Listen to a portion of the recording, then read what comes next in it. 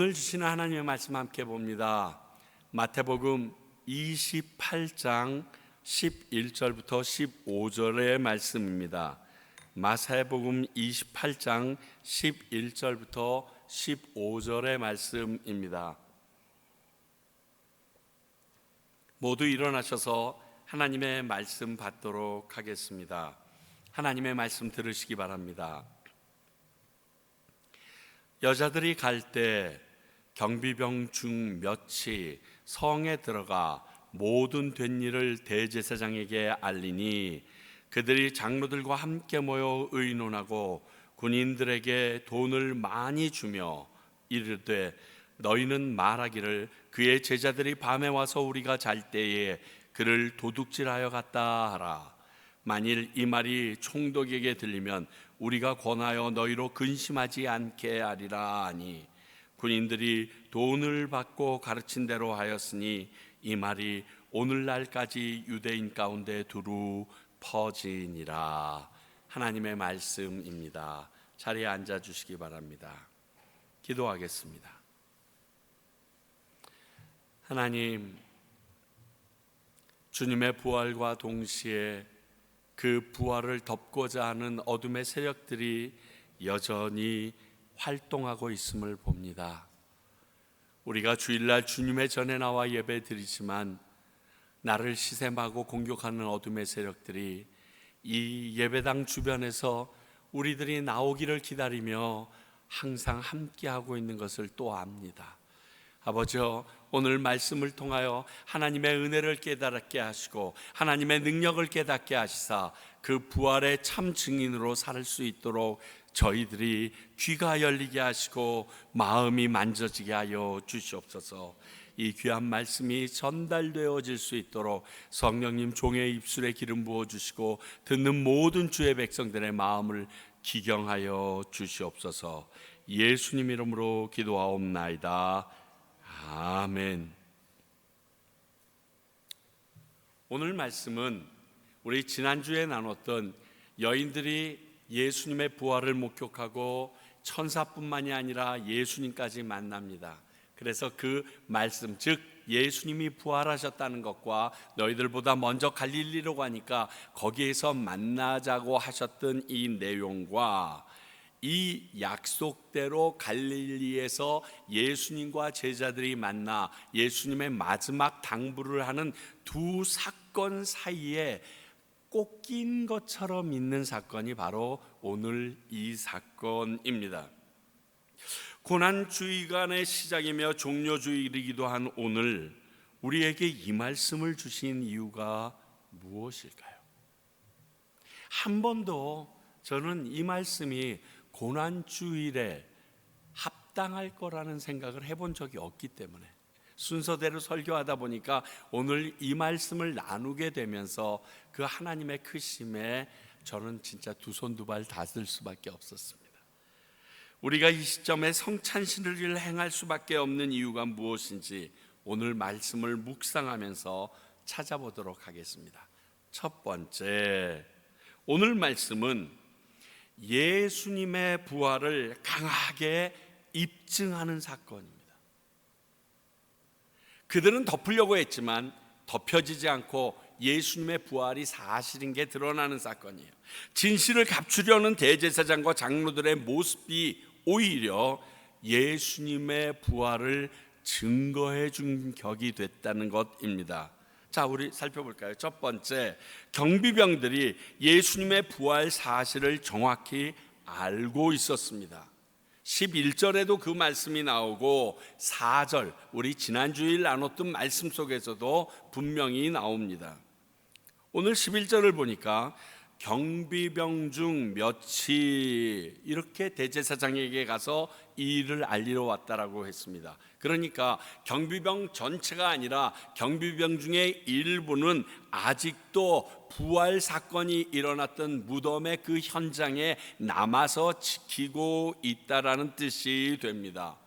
그러니 그들이 부활 현장에 어쩌면 참 증인이 될 수 있는, 여인들이 누렸던 그 놀라운 축복을 누릴 수 있었던 자들인데 누리지 못하고 지금 이 모습으로 보여지고 있는 것입니다. 뿐만 아니라 천사들을 보고 사색이 되어 있다고 분명 앞에 4절에서 기록하고 있었으니 경비병들이 부활 사실을 목격한 것은 진정 사실입니다. 어쩌면 여인들보다도 그 다이나믹한 지진이 일어나고 천사들이 내려와 그 줄을 다 끊고 돌을 굴려냈던 그 어마어마한, 그리고 그 무덤 안에서 호련히 그분이 나오시는 모습까지도 다 본 사람은 경비병들밖에 없지 않을까. 그러니 두렵지 않았겠어요? 두 번째는 경비병들에게 돈을 주어 매수한 것 자체가 부활을 감추려던 의도였다라는 증거입니다. 자동차를 타고 가다가 경찰이 세웁니다. 그리고 문을 열면 내가 뭘 잘못했냐라고 항변하는 사람과 아무 말 없이 주머니에서 돈을 챙겨주는 사람, 누가 잘못한 사람일까요? 너무 명확합니다.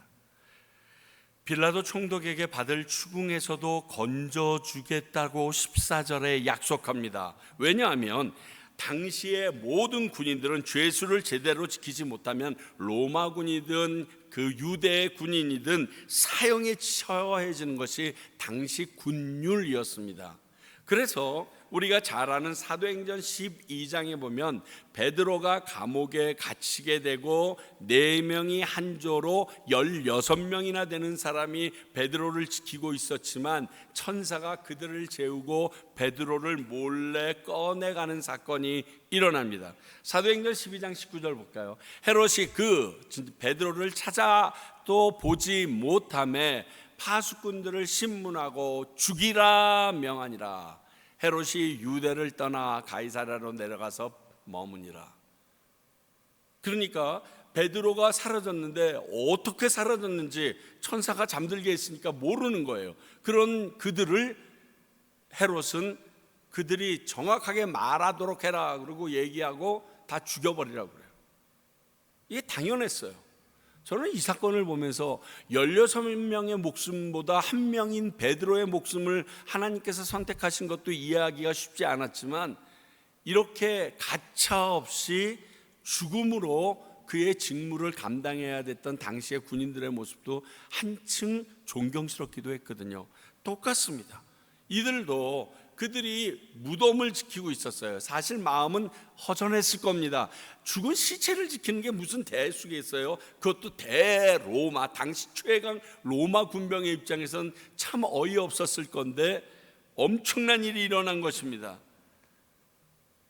이러한 극형을 면해주기까지 하겠다고 하면서 많은 돈까지 주면서 거짓말을 퍼뜨리라고 시킨 대제사장 일행은 예수님의 부활이 사실이라는 것을 인지하고 있었습니다. 이 내용이 리즌이라는 영화를 보게 되면 굉장히 사실적으로 잘 묘사되어 있습니다. 그래서 이들이 대제사장에게 찾아왔을 때 대제사장들이 이 군인들을 그들의 법적 보호지역인 성전 안에서 그들을 보호합니다. 그리고 많은 돈을 주어서 이들이 밖에서 그 무서움을 달래기 위하여 술을 마시며 방탕한 모습을 보내는 것을 다 영상으로 담았는데, 오늘 이 말씀이 바로 그렇게 적용이 됐겠구나 보여지니까 정말 리얼리티하더라고요. 그렇습니다.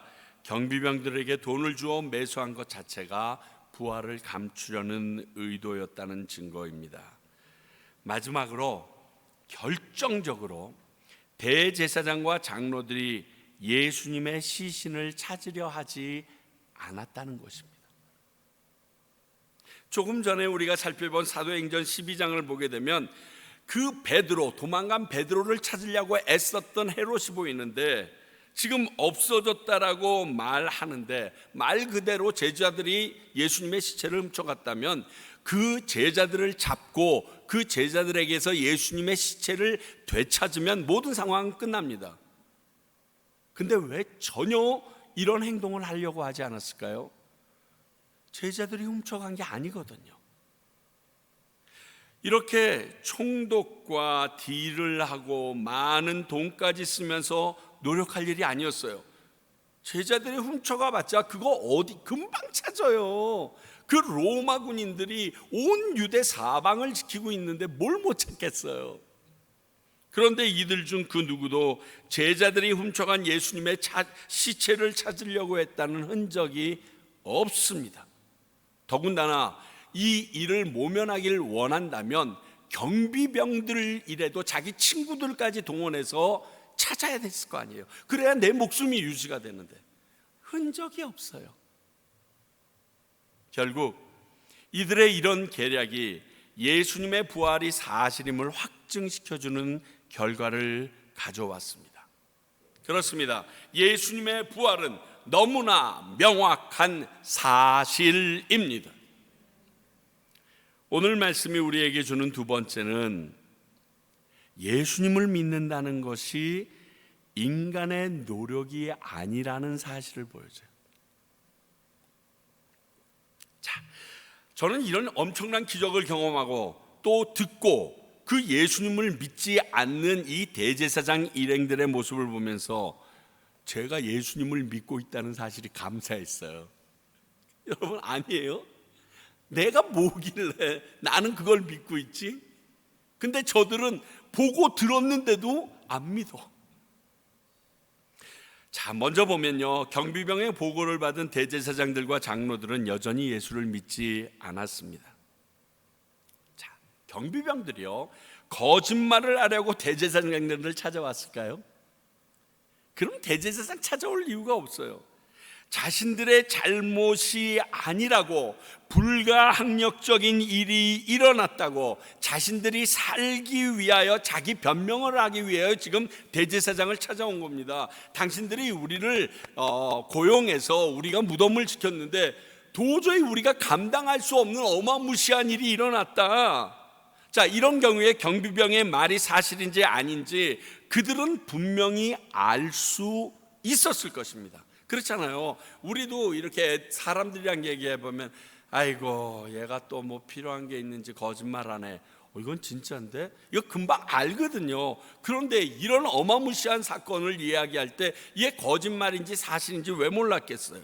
그럼에도 살아서 예언하셨던 일, 그들이 이미 인지하고 있어서 경비병까지 세워서 지키고 있었던 그 무덤에서 일어났던 이 일, 예언이 이루어졌는 이 일, 그런데도 그 예수님을 믿지 않는 강팍한 마음을 오늘 봅니다.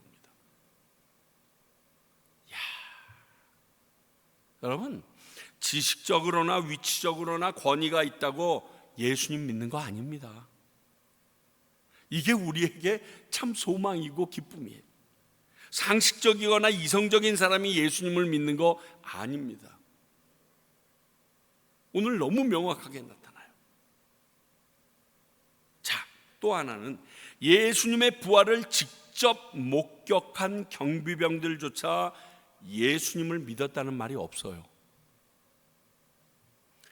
그들이 천사와 되어진 이를 보고 죽은 사람처럼 되어 두려워했다라고는 했습니다. 그러나 이들 중에 그 누구도 후에 전승이라는 게 있거든요. 성경에는 기록되지 않았지만 그 당시에 전해드렸던 많은 소식을 가지고서 전해듣는 성경의 이야기인데, 예수님을 믿게 됐다라는 소식이 전해진 것이 한 군데도 없습니다.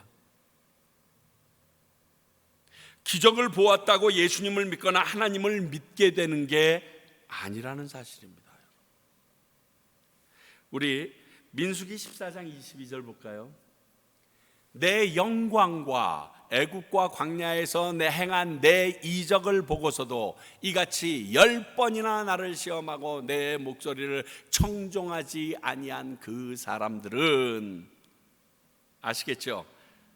이 말씀은 지금 우리가 토요일 새벽 기도회 때 나누고 있는 본문입니다. 가데스 바냐에서 정탐을 마친 이스라엘 백성들이 하나님의 약속의 땅, 가나안 땅 정복을 포기하고 하나님의 말씀에 순종하지 않는 것에 대해서 하나님께서 진노하시며 하신 말씀입니다. 그들이 내 이적을 보고도, 지금 그들은요 아침에 하나님이 주신 만나 먹었을 것이고요, 그분이 주셨던 메추라기 씹었을 것입니다. 그리고 그들을 위해서 그늘이 되어 구름 기둥으로 받쳐주고 있는 그 시원한 구름 기둥 밑에서 이런 불평과 원망을 하고 있습니다. 왜 우리들을 이곳 광야에서 죽게 하느냐? 이들은 애굽서부터 직접 경험한 하나님의 10가지 재앙을 포함하여 수없이 많은 기적을 직접 몸으로 체험하고 본 사람들입니다. 그래서 하나님의 약속을 믿어야 하는데 믿지 않고 오직 그들 중에 딱 2사람만 믿었다는 거예요. 여러분, 내게 보여주면 믿는다는 말은 그 순간에는 적용될 수 있지만요, 조금만 어려워지거나 힘들어지면 잊어버려지는 것, 이것은 믿음이라고 말하지 않습니다. 그래서 예수님의 부활을 믿지 않는 도마에게 나타나셔서 하신 말씀, 요한복음 20장 29절, 예수께서 이르시되 너는 나를 본고로 믿느냐? 보지 못하고 믿는 자들은 복되도다 하시니. 우리 참 복된 거예요. 경비병처럼 예수님의 부활을 직접 보지도 않았고요, 대제사장 무리들처럼 그 부활을 직접 목격한 사람의 말을 듣지도 않았지만 우리는 성경을 읽기만 하였어도 예수님의 부활이 사실이라고 믿기에 그분을 붙잡으려고 오늘 이 자리에 남아 있는 거 아닙니까? 진짜 하나님의 은혜입니다. 그렇습니다. 믿음은 성령의 선물로 우리에게 주어지는 것입니다. 내 노력으로 되는 게 아닙니다. 에베소서 2장 8절 9절, 너희는 그 은혜에 의하여 믿음으로 말미암아 구원을 받았으니 이것은 너희에게서 난 것이 아니요 하나님의 선물이라. 행위에서 난 것이 아니니 이는 누구든지 자랑하지 못하게 함이라. 믿음으로 구원을 얻는다고 그랬어요. 그러면 구원에 이르기 위하여 꼭 통과해야 되는 게 믿음인데, 이 믿음이 그 은혜로 의하여 받은 것이랍니다. 선물이라는 겁니다. 거저 주신 게 믿음이라는 것입니다. 오늘 말씀뿐만 아니라 우리가 우리 주변을 보아도 이 믿음이 하나님이 내게 주신 은혜의 선물이라는 증거는 얼마든지 발견할 수 있습니다. 여러분, 주변의 사람들에게 교회 가자고 얘기 안 해보셨습니까? 한두 명에게 어려운 일이 있을 때 아마 다 얘기해 봤을 거예요. 그리고 한두번 얘기했어요. 어떤 분들은 10년 이상 지금 계속 조르고 있는 사람도 있을 거예요. 교회 나옵니까? 근데 나는 나와. 그리고 힘들면 그 예수님을 찾아. 그리고 그분을 찬양하고 그분의 말씀 속에서 기쁨이 느껴져.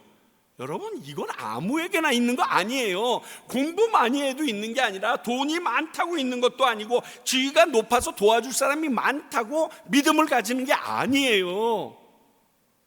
그래서 아까 마지막에 그 감사 찬양할 때 나 같은 죄인도 자녀 삼아 주신 것 모든 것 감사.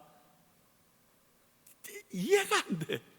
왜 하필 나 같은 놈을, 기왕이면 사람들이 보기에도 좀 번듯하고 존경받을 만하고, 야, 예수 믿으니까 저렇게 됐구나, 좀 그 정도 되는 삶이 되면 좋겠는데 그런 거랑 상관없이 야, 저런 게 예수를 믿어라고 생각할 벌레만도 못한 나를 위하여 하나님께서 이 선물을 덜컥 줘버렸다니까요.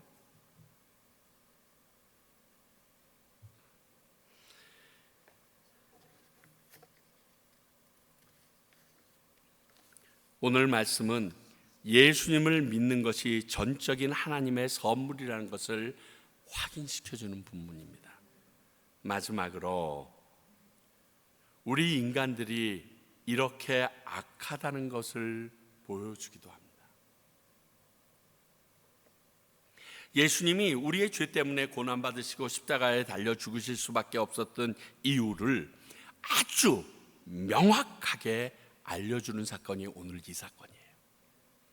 예수님께서 고난주간을 통과하셔야만 했던 이유, 그래서 십자가에 달려 죽으셔야만 했던 이유가 오늘 본문에서 다시 확인돼요. 이 놀라운 부활의 사실 앞에 대제사장 무리들은 자기의 이득만을 생각하고 있습니다. 만약 여러분 앞에 이런 일이 일어났다면 여러분들은 이 일을 감추기 위해서 급급하겠어요? 아니면 내가 틀렸구나, 예수님 말씀이 사실이었구나 하면서 예수님이 하나님의 아들이심을 인정하겠어요? 보통이라면 후자를 선택할 것 같아요. 그런데 대제사장 일행은 그 상황에도 자기의 기득권이 무너질 것을 두려워해서 거짓 소문으로 예수님의 부활 사건을 덮어버리려고 합니다. 가끔 드라마를 보면서 이런 인생들 보면 확 열이 빠치는데 오늘 똑같은 사건을 보게 해요. 이것은 우리 인간들의 욕심과 탐욕이 얼마나 크고 무서운 것인지를 여실히 보여줘요. 진실은 필요 없어요. 지금 내가 이 일에 얼마나 유익을 주느냐 아니냐가 제일 급해요. 그래서 살인도 그렇게 한다며요.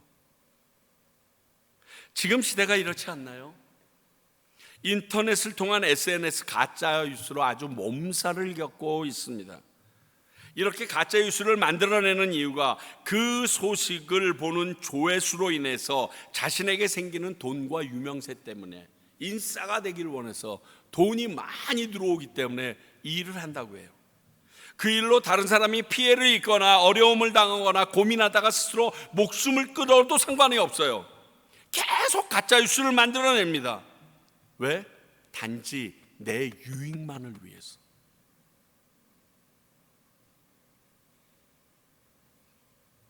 예수님의 부활은 이렇게 대제사장 무리의 가짜 뉴스로 인해서 마태가 이 복음서를 쓸 때까지 제자들이 예수님의 시체를 훔쳐갔다라는 소식이 모든 유대인들에게 펴져 있었다라고 고백합니다. 참 안타깝고 지금도 동일하다는 생각이 들어요. 더 안타까운 것은 이들은 하나님의 일을 맡은 자, 하는 자들이었다는 사실입니다. 정확히 말하면 하나님이 이 세상에서 그의 성도들을 위하여 하시고자 하시는 일을 대신해서 해달라고 세운 이들이 이 대제사장과 장로들이었어요. 하나님이 하나님의 아들이고 그리스도인 거, 이건 인정하지 않을 수 있을지는 모르겠어요. 그건 어쩔 수 없다고 쳐도요, 그런 자들이 진실을 거짓으로 덮으려고 했다는 것은 정말 이해할 수 없는 행동입니다. 왜냐하면 그들은 십계명을 알거든요. 십계명 중에 9째 계명이 뭐죠? 내 이웃을 해하려고 거짓 증거하지 말라, 이 말씀이에요. 근데 버젓이 하나님의 이 계명을 어기는 행동을 하는 게 지금의 모습이에요. 이거는 말이 안 되죠. 그래도 나는 예수가 하나님의 아들인 건 믿을 수 없어 라고 얘기할 수는 있지만, 왜 그 예수님과 제자들을 모함하기 위하여 거짓을 만들어내냐는 거예요. 앞에서 말한 가짜 뉴스도 정확하게 모르는 사실을 말하는 것조차도 사실 이 SNS의 행위 모두 다 9번째 계명을 어기는 일입니다. 그러니까 이 가짜 뉴스를 듣고 전하는 목소리도 9번째 계명을 어길 수 있다는 사실을 알고 여러분 옮기지 마세요. 여러분들이 전해야 될 것은요, 예수 그리스도고요. 여러분들이 전해야 될 것은 다른 사람의 착한 일이에요. 다른 사람이 잘못한 일도 옮기지 마세요. 진실이어도 그거 백해 무익해요. 진짜인데요. 누가 진짜인데 당신 보고 옮기래? 기자하래? 그건 하지 마시고요. 하나님을 알고 그분의 말씀을 아는 사람도 이렇게 악할 수 있다는 사실을 보여줍니다. 교회 열심히 다니고 교회에서 직분자가 되고 저 같은 목사도 악하다는 사실을 확인시켜 줍니다. 지금도 이런 일이 적지 않고요. 그렇습니다. 예수님이 십자가에 달려 죽으셔야 했던 이유는 지금 시대에도 동일하다는 거예요. 예수님은 2000년 전에 이런 이유로 그들을 위하여 십자가에 달려 돌아가셨습니다. 이미 속죄의 어린 양으로 죽으셨지만 여전히 이런 죄악 속에서 살아가는 인생들이 부활하신 직후에도 이러한 죄를 저지르고 있습니다. 또 죽어야 돼요. 예수님 또 십자가에 달리셔야 돼요. 그리고 이런 사람들은 지금 시대에도 있다는 것을 우리 모두 다 알고 있습니다. 예수님의 고난과 십자가의 사건이 지금 시대에도 여전히 필요하다라는 증거가 오늘 본문 말씀입니다. 왜 고난주간이 우리가 묵상해야 되고 예수님의 십자가에 대해서 가슴 아파하는 시간을 따로 정해놔야 합니까? 세마나 산타가 왜 필요합니까? 고난주간이 왜 필요합니까? 우리가 아직도 이런 죄인이기 때문에 필요합니다. 오늘 우리가 그분의 고난과 십자가를 생각하며 성찬식을 거행하는 이유도 이렇게 죄 가운데 살아가고 있는 우리의 모습 때문입니다. 지금도 예수님은 필요합니다. 예수님의 고난과 십자가에 동참하는 마음으로 우리가 이 한 주간 살아가실 수 있어야 합니다. 그 어마어마한 우리의 죄가 아직도 살아서 움직이고 있기 때문입니다. 기도하겠습니다. 하나님 아버지, 오늘 말씀을 통하여서 이 고난주간 2000년 전에 일어난 사건인데 왜 우리가 지금까지 기억해야 하고 이 기간을 기억해야 하는지 너무나 명확하게 보여준 말씀이셨습니다. 아버지, 그들뿐만이 아니라 나도 그런 모습이 있음을 고백하며 이 고난주간 동안 예수님, 당신이 필요합니다. 당신의 피로 죄사함 받은 종들입니다 라고 묵상하며 나아가는 한 주간 되게 하여 주시옵소서.